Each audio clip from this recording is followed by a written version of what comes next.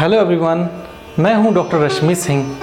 तो online teaching classes में आपका स्वागत है। तो आज मैं आपके लिए लेकर आया हूं संगीत विषय में तबले के अंगों का वर्णन। जी हाँ, आज मैं चर्चा करूंगा तबले के अंगों के वर्णन की। तो आइए आज नज़र डालते हैं संगीत में तबले के अंगों के बारे में। भारतीय संगीत के 3 अंग गायन, वादन तथा नृत्य है। हमारे संगीत में वाद्यों का प्रयोग सदा से ही होता चला आ रहा है। कुछ वाद्य ऐसे होते हैं जिनमें स्वर की प्रधानता रहती है, जैसे सितार, सारंगी, सरोद, बेला, बांसुरी आदि। ये तत् वितत तथा सुशिर वाद्यों के वर्ग में आते हैं। दूसरे प्रकार के वाद्य वह हैं जिनमें लय की प्रधानता रहती है, जैसे डमरू, झांझ, ढोलक, मृदंग, तबला आदि। ये घन तथा अवनद वाद्यों की श्रेणी में आते हैं। संगीत में ना जाने कब से लय एवं तालों का प्रयोग इन वाद्यों पर होता आ रहा है, परंतु आजकल बिना किसी वाद्य या संगीत के कोई भी समारोह पूर्ण नहीं माना जाता।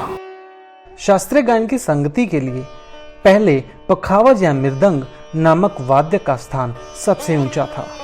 वह ध्रुपद और धमार की गायकी का युग था, परंतु समय के परिवर्तन के साथ साथ गायकी में भी परिवर्तन हुआ और जैसे जैसे ध्रुपद का स्थान ख्याल गायकी ने लिया, वैसे वैसे पखावज का स्थान तबले ने ग्रहण किया। हम सभी जानते हैं कि आज तबला कितना अधिक प्रयोग में लाया जाता है। इसका प्रयोग गायन, वादन तथा नृत्य की संगति में और स्वतंत्र वादन में भी किया जाता है। तो आइए नजर डालते हैं तबले के अंगों के बारे में। तबला या तबले की जोड़ी 2 भागों के योग से बना है। एक को दाहिना या तबला कहते हैं और दूसरे भाग को बायां या डग्गा कहते हैं। दाहिना या तबला, जिसे अधिकतर दाएं हाथ से बजाया जाता है, यह प्राय 10 से 11 इंच ऊंचा तथा इसका मुंह 5 से 6 इंच चौड़ा होता है। दाहिने तबले के अंग कौन कौन से हैं, आइए देखते हैं। लकड़ी, पूड़ी, गजरा, चांटी, स्याही, लव, बद्धी, गुडरी और अंत में है गट्टा या गट्टे। सर्वप्रथम दाएं तबले की श्रेणी में आता है लकड़ी। यह लगभग 10 से 12 इंच ऊंचा और नीचे का व्यास 8 से 9 इंच तथा ऊपर का मुंह 5 से 6 इंच के बीच का होता है। अगला है पूड़ी। लकड़ी के मुंह पर मड़े हुए चमड़े के संपूर्ण भाग को पूड़ी कहते हैं, जिसके अंतर्गत स्याही, लव, चांटी तथा गजरा आता है। अगला है गजरा। पूड़ी के किनारे किनारे चारों ओर चमड़े की गुथी हुई चोंटी को गजरा, शिंगार या पगड़ी कहते हैं। इनमें 16 छेद होते हैं, जिसे घर भी कहा जाता है। इनमें बद्दी डालकर पूड़ी को लकड़ी के साथ कसा जाता है। अगला है चांटी। पूड़ी के किनारे किनारे तथा गजरे के बाद करीब आधा या पौना इंच चमड़े की एक गोट सी लगी रहती है, जिसे चांटी या किनार कहते हैं। अगला पॉइंट है स्याही। पूड़ी के बीचों बीच और चांटी के करीब 1 या पौना इंच की दूरी पर गोल आकृति के काले रंग का मसाला लगाया जाता है। उसे स्याही, काली या मसाला कहते हैं। अगला पॉइंट है लव। चांटी और स्याही के बीच की स्थान को लव कहते हैं। अगला पॉइंट है बद्दी। गजरे के छिद्रों से जाने वाली चमड़ी की लंबी डोर या पट्टी को बद्दी कहते हैं। उसी से पूड़ी लकड़ी से कसी जाती है। अगला है गुडरी। तबले के पेंदी में चमड़े की पट्टी का एक छोटा घेरा होता है, जिसके बीच से बद्दी लकड़ी पर पहनाई जाती है उसे गुडरी कहते हैं। और तबले का आखिरी जो पॉइंट है वो है गट्टा एवं गट्टे। दाहिने तबले में जो लकड़ी के गोले लंबे टुकड़े बद्दी के नीचे कसे होते हैं उन्हें गुल्ली या गट्टा भी कहते हैं। इनकी संख्या 8 होती है। इनसे तबले को उतारने और चढ़ाने में सहायता मिलती है।